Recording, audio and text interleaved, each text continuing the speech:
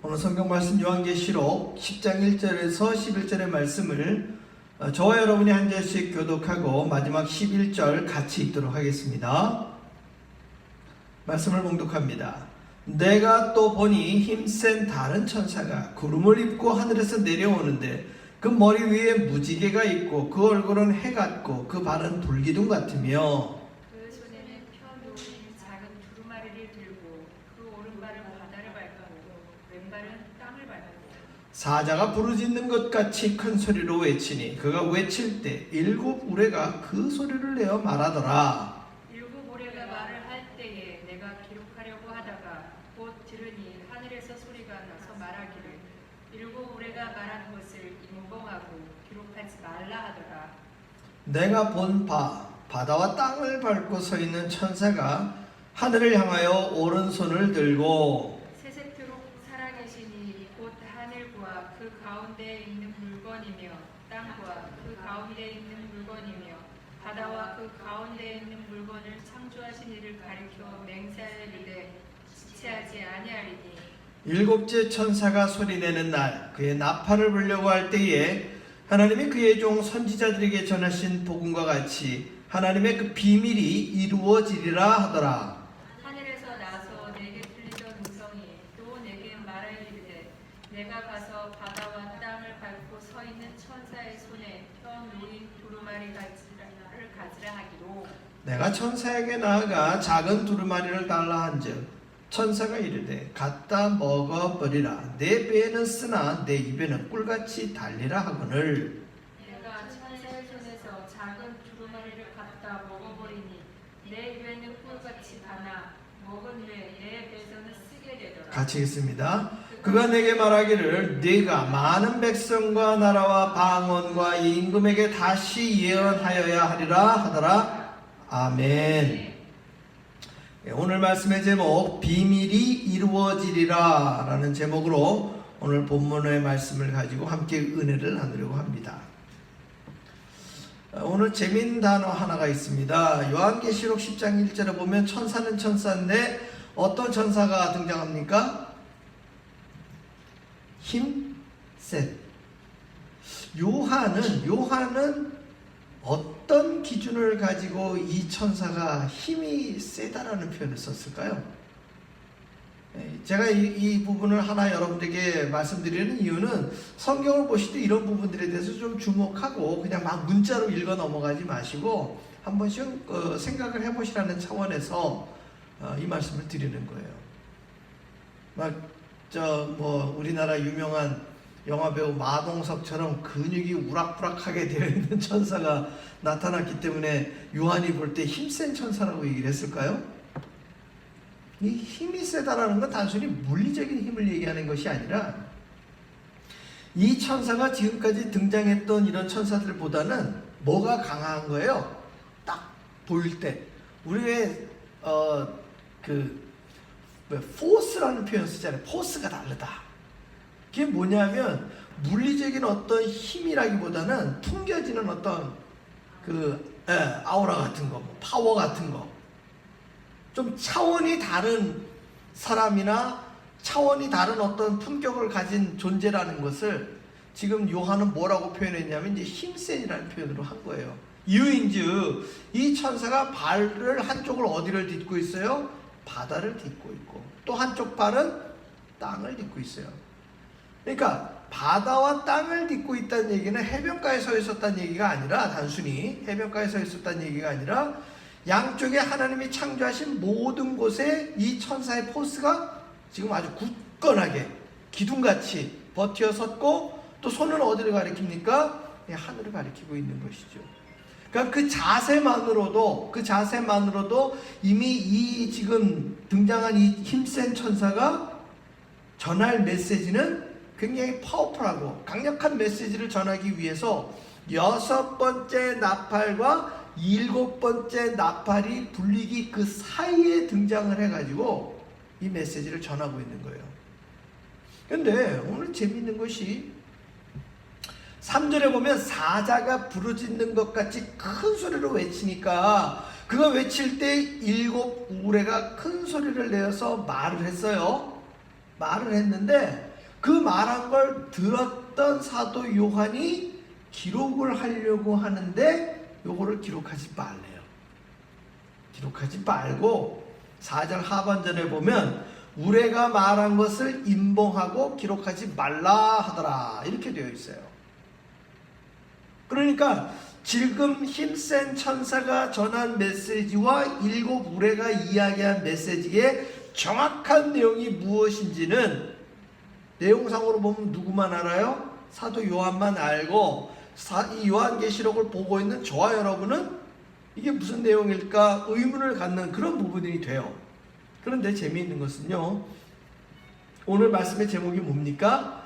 비밀이 이루어지리라 이렇게 되어 있어요. 그거는 이제 여러분들이 읽으신 10장 7절에 있는 말씀인데요. 여러분 비밀 하면은 뭐가 떠올라요? 비밀은 뭘 보고 우리 비밀이라고 그럴까요?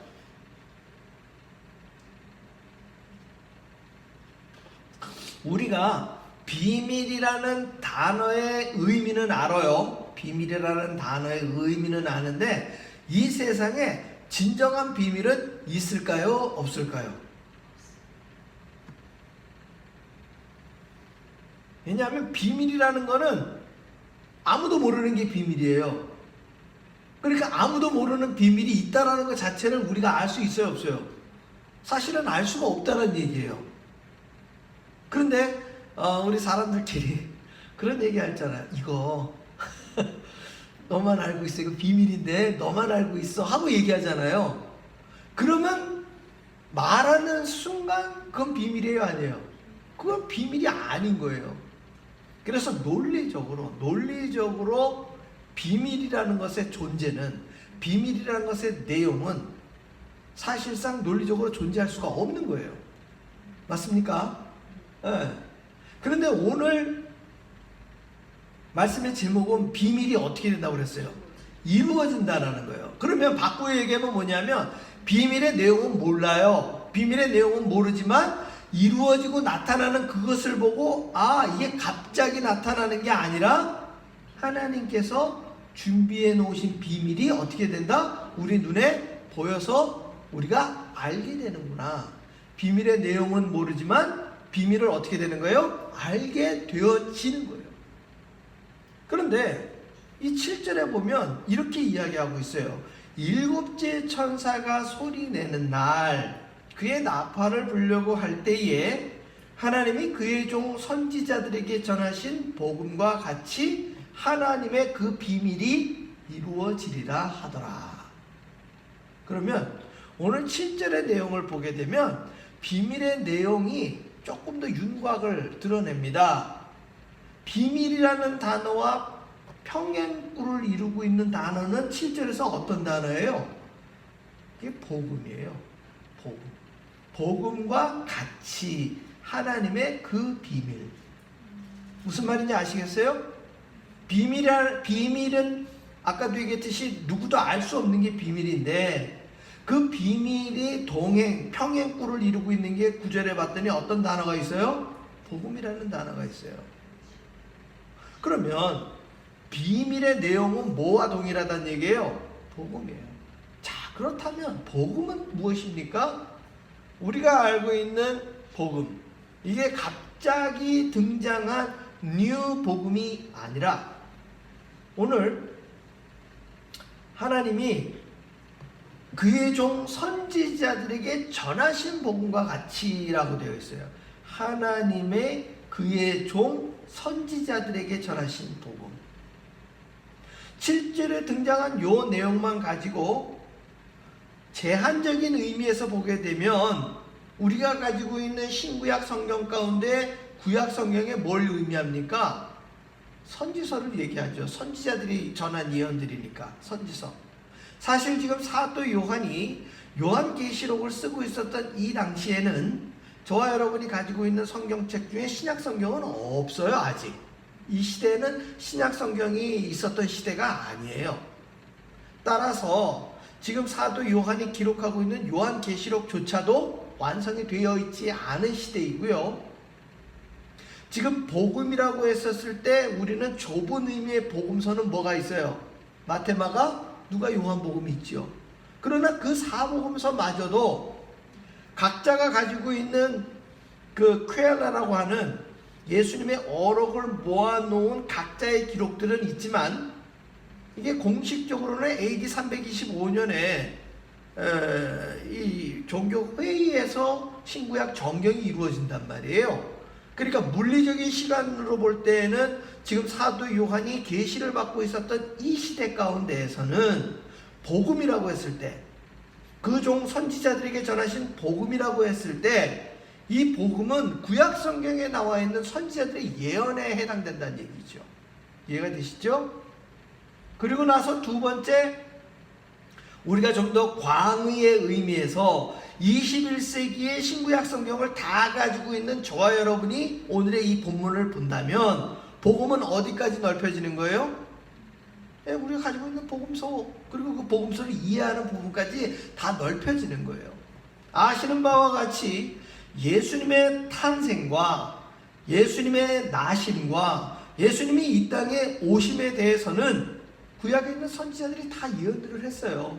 그래서 동방에 있는 박사들 역시도 그들이 가지고 있었던 다니엘의 어떤 예언들과 자기들이 가지고 있었던 선지자들의 글들을 통해 가지고 동방에서 예루살렘까지 오게 되었던 것이고, 그래서 유대인의 왕이 나셨는데 어디에 있느냐 이렇게 질문하는 거 아니겠습니까?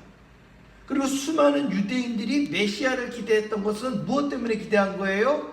선지자들의 글을 통해서. 따라서 예수 그리스도의 초림, 즉 구세주로 오시는 그 복음이 좁은 의미의 복음이기도 하지만 비밀의 뭐예요? 핵심이에요. 예수님은 구세주. 그 구세주가 우리를 무엇하러 오셨어요? 죄로부터 구원해 주시기로 오신 거예요.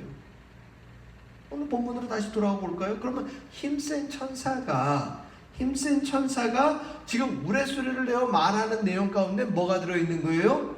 예수님 외에는 구원이 없다라는 이러한 비밀 아닌 비밀이 담겨 있었다는 얘기죠. 결국 8절에 보면 아주 재밌는 표현 나옵니다. 하늘에서 나서 내게 들리던 음성이 또 내게 말하여 이르되 네가 가서 바다와 땅을 밟고 서 있는 천사의 손에 펴 놓인 두루마리를 가지라 하기로, 내가 천사에게 나아가 작은 두루마리를 달라 한즉 천사가 이르되 갖다 먹어버리라. 내 배에는 쓰나 내 입에는 꿀같이 달리라 하거늘. 천사가 이 두루마리가 먹을 때 내 입에서 달 것이다라는 이 표현은 이미 시편에 나와 있고 잠언에도 나와 있는 말씀이에요. 주의 말씀은 우리 입에 달다. 그래서 유대인들이요, 어렸을 때 이 유대 어린이들이 성경 말씀을 진짜 물리적으로 달게 느끼게끔 그들 책에다 꿀을 발라놨다는 그런 이야기들도 있어요. 왜냐면 이제 애들이 이렇게 침을 발라갖고 넘기다 보면 그 책에 묻어 있는 걸 이렇게 펴야 될 거 아니에요. 자기 침이 책에 묻기도 하지만 책에 묻어 있었던 꿀이 자기 손끝에 닿아서 자기 혀에도 닿게 되니까. 그래서 책의 맛이 어떻다? 물리적으로 달다.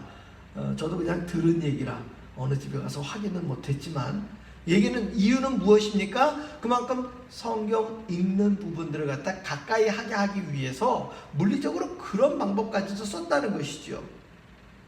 그러나 우리가 오늘 본문의 의미나 시편과 잠언에 기록되어 있는 이 하나님의 말씀이 달다라는 그 의미는 어떤 의미예요? 혀끝의 단 촉감보다는 그 말씀이 우리 인생에게 굉장히 중요한 핵심적인 내용을 전달해주는 책이라는 것을 은유적으로 표현하는 것이죠. 그런데 입에는 단데 배에서는 어떻대요? 쓰대요. 쓰다라는 건 뭘까요? 여러분, 배는 혀와 같은 그 기능이 없는데 배에 들어간 게 쓴맛을 어떻게 느껴요? 아시는 바와 같이 우리 인생은 뭐라 그래요? 인생의 맛은 뭐래요? 인생이 달아요? 뭐 물론 어떤 영화 제목에는 달콤한 인생 뭐 이런 영화 제목도 있지만, 대다수 많은 사람들이 인생에 대해서 얘기할 때는 인생의 쓴맛을 봐야 된다고 그러잖아요. 인생의 단맛 쓴맛 다 봐야 된다고. 결국 오늘 천사가 얘기하는 이 입에서는 달지만 배에서는 쓰겠다라는 이 표현은 우리 믿는 이들도 결과적으로 이 말의 내용을 우리가 이해하게 되죠. 첫째, 지금 요한 시대, 사도 요한이 살고 있었던 그 시대 가운데에 하나님의 말씀을 받아들이고 정말 오늘 천사의 표현대로 그것을 먹는 것처럼 자기의 영적인 자아가 하나님의 말씀을 받아들이고 그것을 복음의 비밀을 다른 사람에게 전한 사람들이 있어요, 없어요? 이미 많이 있었어요. 근데 그 대다수 많은 복음의 증인들이 당한 것은 단맛이에요, 쓴맛이에요? 쓴맛이에요. 쓴 정도가 아니라 어떻게 된 사람도 있어요.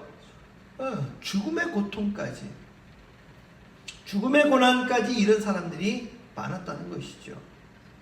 그래서 10장 오늘 11절의 말씀을 우리가 예의주시해서 봐야 되는 것이, 그가 내게 말하기를 내가 많은 백성과 나라와 방언과 임금에게 다시 뭐 해야 된다? 예언하여야 하리라.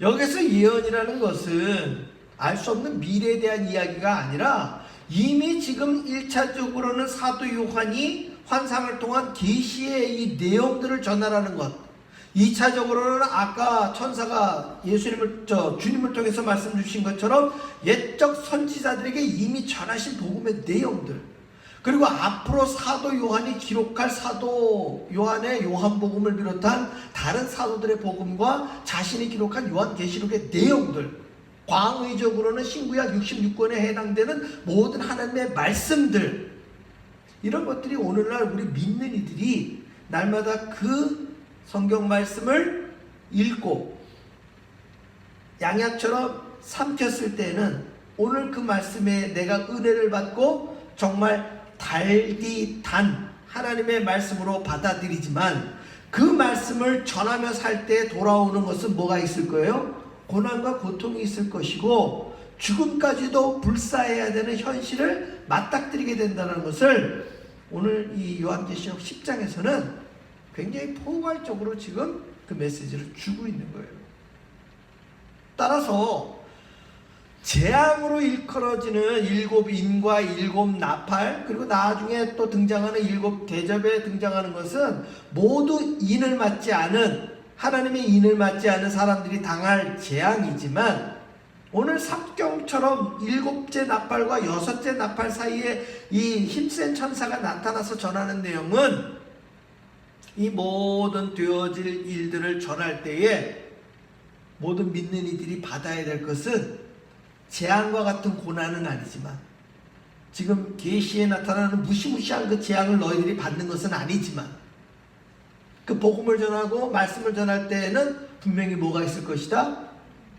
쓰다라고 표현되어지는 고난과 고통이 있을 것이다 라는 것을 사도 요한에게 그 책을 먹게끔 하면서 주는 은유적인 메시지가 오늘 본문에 담겨 있다는 것입니다. 사랑하는 성도 여러분, 오늘 우리 백미자 집사님 기도말에서도 우리가 느낄 수 있지만, 예수 믿는 사람들이 하루하루를 살아갈 때에 우리의 이 희로애락, 우리의 정서, 우리의 멘탈을 흔드는 일들이 얼마나 많습니까?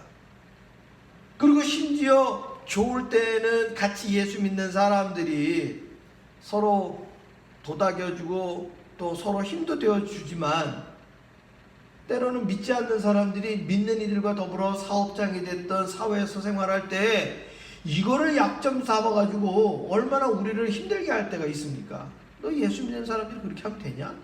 예수 믿는 사람이 다른 사람한테 그렇게 하면 되냐? 이런 식으로 우리를 흔들 때가 얼마나 많이 있습니까? 암묵적으로 그런 표현을 쓰지 않는다 할지라도 내가 이미 예수 믿는 걸 다른 사람들한테 알렸을 때에 내가 신앙을 지키기 위해서 손해봐야 하고 감수해야 되고, 아닌 말로 맞닥뜨려 싸우고 싶더라도 한 번 더 참아야 되는 그러한 상황들을 맞이할 때 그 이유는 어디에 있어요?